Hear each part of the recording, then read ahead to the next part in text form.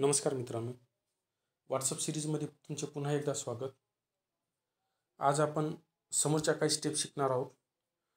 तर तुमचा जास्त वेळ घालण्यापेक्षा डायरेक्ट मी तुम्हाला सेटिंग शिकवायला सुरुवात करतो. यामध्ये आपण अकाउंट नावाची सेटिंग पूर्ण जवळपास महत्त्वाचे पूर्ण मुद्दे शिकून घेतलेले आहेत. त्यामध्ये आज आता ही 2 नंबरची चॅट नावाची सेटिंग शिकवू. यामध्ये सुरुवातीला दिलेली आहे बघा, थीम्स, वॉलपेपर, चॅट हिस्ट्री. म्हणजे यामध्ये जवळपास महत्त्वाच्या ह्या 3-4 गोष्टी आहेत. त्यामध्ये थीम सुरुवातीला बघू. ही लाईट आणि डार्क अशा 2 प्रकारच्या थीम तुम्ही ठेवू शकता. तर थीम म्हणजे नेमके काय, तर यासाठी तुम्हाला थीम म्हणजे काय ते सुरुवातीला समजावून सांगतो.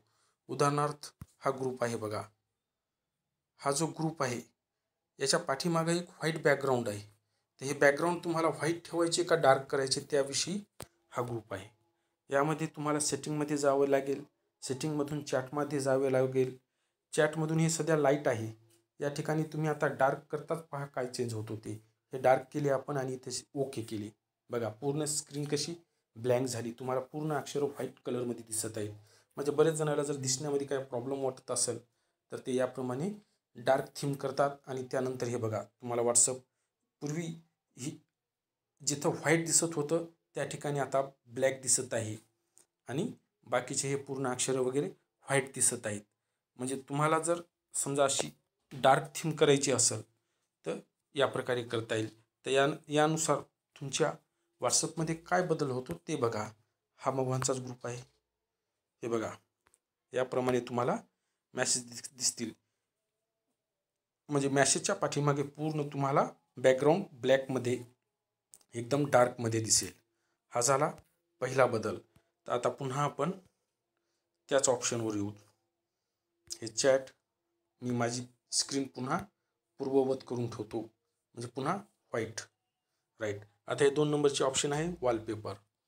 म्हणजे आपली जी व्हाईट आणि डार्क स्क्रीन होते तर आपल्याला व्हाईटही ठेवायची नाही आणि डार्कही ठेवायची नाही. म्हणजे बरेच जणांचं म्हणणं असते की मला व्हाईटही ठेवायची नाही आणि डार्कही ठेवायची नाही, मला माझ्या मनपसंतीनुसार एखादा फोटो ठेवायचा आहे. तर तुम्ही तुमचा स्वतःचा सुद्धा त्या ठिकाणी फोटो ठेवू शकता. किंवा तुम्हाला व्हॉट्सअपसुद्धा काही तशा प्रकारचे फोटो पुरवते. हे बघा, या ठिकाणी तुम्ही याला क्लिक करसाल तर याप्रमाणे तुम्हाला फोटो मिळतील. किंवा तुम्ही याला क्लिक करसाल तर तुम्हाला या कॅटेगरीमधले जवळपास सर्व फोटो मिळतील. तुम्ही इथंशी क्लिक करसाल तर यानुसार तुम्हाला फोटो मिळतील. उदाहरणार्थ आपण हे लाल कलर घेऊ आणि ही स्क्रीन करून टाकू. तर यानुसार आता तुम्हाला हे चेंज. तर आता बघा, आता जेव्हा आपण वापस जातील तेव्हा त्याप्रमाणे तुम्हाला बॅकग्राऊंडमध्ये चेंजेस दिसतील. हे बघा, पाठीमागे लाल स्क्रीन आलेली आहे, थीम आहे. किंवा समजा आपण आणखीही दुसरी एखादी थीम ठेवू म्हणजे तुमच्या जरासं आणखी लक्षात येईल. या ठिकाणी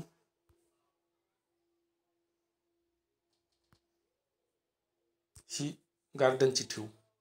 ओके. म्हणजे तुम्ही डार्क किंवा लाईट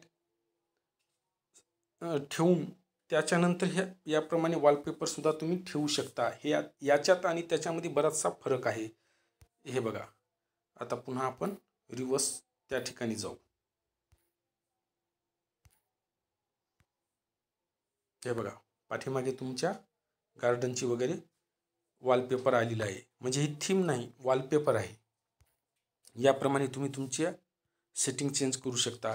बरं, तुम्ही जर एखादा वॉलपेपर ठेवला तर पुन्हा रिमूव्ह कसा करायचा, त्यासाठी तुम्हाला पुन्हा त्याच ठिकाणी जावे लागेल आणि हे चेंजमधून हे डिफॉल्ट वॉलपेपर या ठिकाणी क्लिक करा. सेट वॉलपेपर करा. आता तुमचं एकदम पूर्ववत झालं. व्हॉट्सअप तुमचे एकदम पहिल्यासारखे जशाला तसे झाले. हे बघा, जशाला तसे पहिल्यासारखे व्हॉट्सअप. आणखी यामध्ये एक सेटिंग समजावून सांगतो आणि व्हिडिओ स्टॉप करतो, कारण व्हिडिओ बराच मोठा होत आहे. हे चॅट खाली बरेचसे अजून ऑप्शन आहेत. त्यापैकी एक सांगतो. हे एंटर. जेव्हा तुम्ही याला ऑन करसाल म्हणजे तुम्ही एखादा जर मेसेज व्हॉट्सअपमध्ये टाईप करीत असाल तर ज्या ठिकाणी तुमचं एंटर असते याला ऑन केल्याच्या नंतर ते सेंडचं बटन तयार होते. तर सुरुवातीला ते बटन कसे आहे ते दाखवतो तुम्हाला. सध्या मी ऑन केलेलं नाही ते. उदाहरणार्थ एखादा ग्रुप